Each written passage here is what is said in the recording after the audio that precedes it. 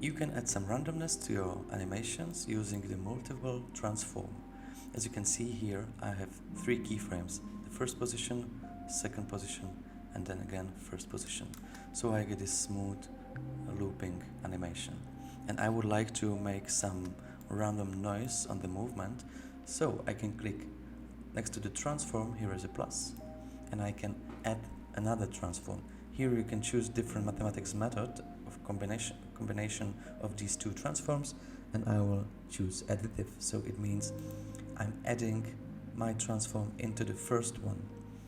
And here I can use, let's say, the noise for the z-axis, so override with double parallel noise and change the amplitude, so parallel noise, and click here.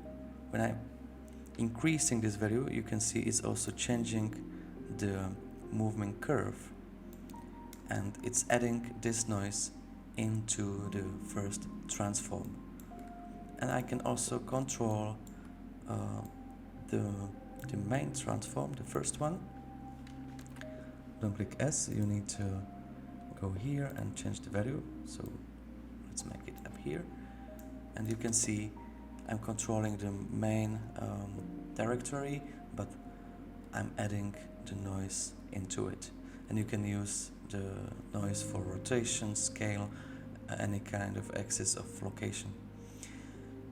And here you can see that we have the second transform.